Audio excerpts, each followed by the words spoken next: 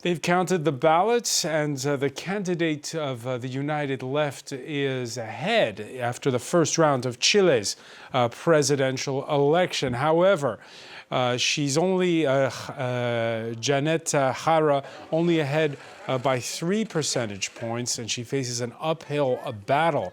What with the far right's José Antonio Kast finishing on 24% behind her 27%. He's also received the endorsement of more mainstream conservatives. What does this mean? Well, Chile poised in the December 14th runoff for a return of the far right for the first time since the days of coup leader Augusto Pinochet. Do not let fear harden your hearts. Fear is not worth it. We must fight it by giving families more security, not by inventing imaginary solutions in the minds of people who, from one second to the next, come up with an idea more radical than the last. I am sure that by working in unity with the different teams, with the people who have represented the various currents of the center-right and the right, we can recover and rebuild our homeland. And for more, let's cross to Chicago. Daniel Lansberg-Rodriguez, adjunct professor at the Kellogg School of Management at Northwestern University. Thank you so much for being with us here on France 24. Thank you, Francois. Good to see you again.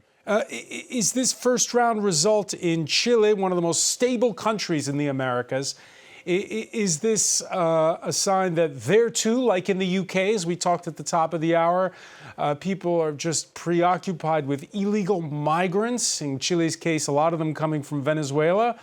Or is it a case of people having a short memory when it comes to their own past? Well, that's a great question. Essentially, there's few things as predictable in life, or let alone in Latin America, as Chilean elections. Every 4 years, they switch from left to right. It's sort of the system is sort of designed to work that way. After Pinochet fell, you had basically sort of a one-party system, but even within that party, you would be shifting from sort of a technocratic right to a more sort of rights-focused left within the party. When that system broke down, you've just had, for the last 20 years, predictable shifts from left to right, often the same people. What's happened in the last few years is that it's gotten truly polarized. The left used to run Social Democrats, whereas Jeannette Jara is a communist. She's a member of the Communist Party, and the right used to run sort of, boring businessy types. Now you have sort of firebrand, anti-immigration, a strong social conservative right, to the point that you had two candidates that essentially fit that mold. There is a generational element there. The people who remember the Pinochet years are fewer. But there's also sort of a strengthening ideology, and I'd say the dominant factor, and we saw this in the sort of surprise strength of the Partido de la Gente vote, the Parisi people who, really they're sort of a radical centrist bloc that is motivated by just strong distrust of all institutions, but sort of wants relatively moderate things when polled. Those folks, there's a sense of very strong, something between ennui and just wanting to burn the system down, which is, further polarizing things. Because what used to be the moderate bloc has gone into sort of the disenfranchised bloc, and then you have two polar opposites. And so there's enough voters now who look at neighboring Argentina and the chainsaw economics of Javier Milei and like what they see?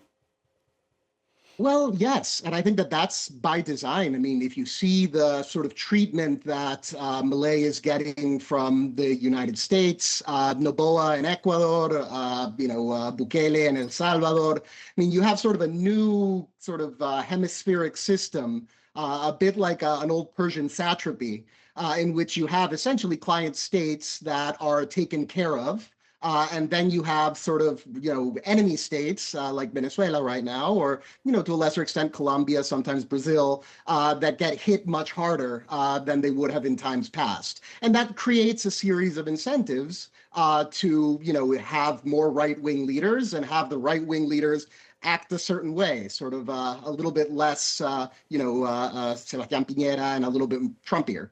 And I think that we're sort of seeing that. And a great case in Chile specifically is Chile is a country that's running out of people. Chileans don't have a lot of kids. A lot of the kids they do have leave. And at the same time, you have a very strong anti-immigrant backlash in a country that, kind of needs immigrants long term, particularly the Chilean right, because the only parts of Chile that are having kids are really tend to vote more left.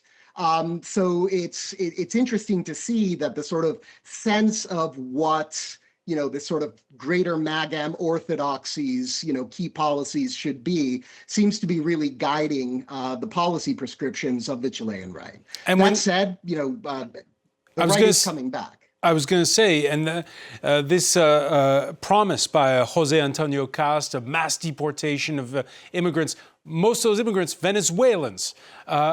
Yes, are Venezuelans really a problem in Chile?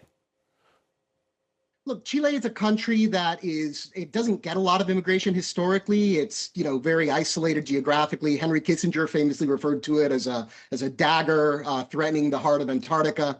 At the same time, so it's something that socially it does impact. At the same time, most of the Venezuelans who are in Chile hate the left about as much as Kast does. So you would, and Chile historically, since it hasn't had much immigration, you can vote relatively quickly once you get there. So there's a sort of self-defeating element. At the same time, even though Chile, if you look at the actual crime statistics, it's not that bad, particularly for Latin America. There is a very strong perception that things are worsening. And that's something that's very much motivating a lot of sort of security concerns that, even without the clockwork, alternation of left to right, which it was the right's turn now, would have probably benefited the right and is probably benefiting the far right over the sort of, a rump remainder of the old institutional right, which we saw in Evelyn Matei, greatly underperforming expectations. And Daniel, you're sitting in Chicago, where it's quite polarized these days as well, I'm told, when it comes to ICE agents and the such. Is that what just universally what works, an anti-immigrant message? Well, I'm technically in Boston right now. But good to know. I think, I think the parallel works for either. An anti-immigrant message, yes. There is I'd say a strong sense of wanting to preserve a status quo that may never have existed. And immigration tends to be a very visible, threatener of that. I mean, in the last report that you were doing, you're seeing it in the UK, you're seeing it in the United States, you're seeing it in, across Latin America, even in Chile, which is a country that, as I mentioned, is running out of people. These are very strong, motivating, factors. And, that's something that I think is, spreading regionally in a very strong way. And that, again, it allows sort of for a sense of looming threat. That, if you are the leader of a country where presidencies are structurally very weak, like Chile, like Argentina, that they're sort of whipping boys for Congress and the courts. You have to worry about impeachment. You have to worry about not getting anything done through your agenda. That sense of manufacturing a crisis that will allow you to, push through, which is something Ecuador has done quite well up until last night with the referendum. That's something that I think is sort of the new playbook that a lot of these, countries are following. And, it's making the president stronger. Where that ends long term, unclear. But right now they're legislating more than they were before. That's for sure. All right. So we know Augusto Pinochet in his days, or as you said at the outset, quietly being forgotten by a younger generation. How will Chileans remember the Gabriel Boric years? So it's interesting. Boric is very divisive in Chile. If you look at Boric, at least from the perspective of me, a Venezuelan, or my Colombian friends, Argentines who lived through Peronism, Boric in some ways is kind of the best case scenario if you're going to have a populist leftist. He's not, he's very institutionally minded. He sometimes has to tack left because of folks in his coalition like Jara, who pull him left. But, generally, he's, not that threatening. But I'd say that when you talk to Chileans, even centrist Chileans, it's seen as a threat.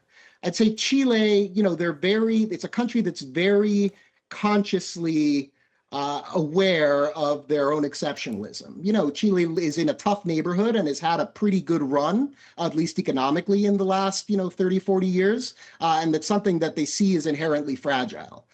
So there's a sense of sort of encroaching doom that, would be hard to recognize for other Latin Americans who've had to, handle, more, hard shifts from, way too left to way too right, and institutional breakdown. Chile's system has more or less muddled through, and that's something that, creates a sense of, wanting to preserve it. So I'd say that, long-term Chileans, look, when countries don't really know what they want to do moving forward, they tend to relitigate the past, particularly in Latin America. In Chile, you can sort of tell when either, the left or the right is out of ideas or too weak to govern because they'll, start, talking about whether Neruda was poisoned or not. Or whether Allende committed suicide or not. And I think that the newer generation is very tired of relitigating the past and wants something more forward-looking. And that's something that's playing into this. And the last thing I'd mention is that, having traveled extensively and working extensively in Latin America, Chile's Gen Z, though not very large, is probably sort of more Gen Z than anybody else's Gen Z in terms of sort of the social change, the sort of, how different they are from millennials and Gen X and the generations that came before. There was very much sort of a cultural break there. And that's something that, as I mentioned, is, long-term plays more for the Borics of this world than for the Kasts, most likely, based on sort of the polling, that we've seen and how that demographic votes. So it'll be interesting to see, if they don't bring in immigrants who vote right and they don't have any more children, there's, a sort of steady sort of drift towards a more leftist Chile in, 10, 15, 20 years. Which, will be interesting to see, and which is a pretty significant risk given the fact that, they will be rewriting the Constitution at some point because it still has Pinochet's fingerprints on it. And that's something that 80% of Chileans reject.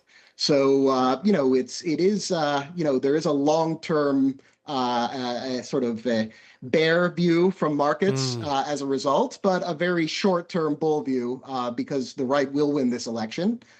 They won't be able to legislate easily, but, they can probably, have an easier time of it than the last few governments have. Given, what we can see of the legislative math. So we're going to see a lot of reforms, and they're probably all going to be, relatively conservative and pro-market in the near term. Daniel Lansberg-Rodriguez, always a pleasure. Many thanks for joining us here on France 24. Thank you, Francois. Have a great day.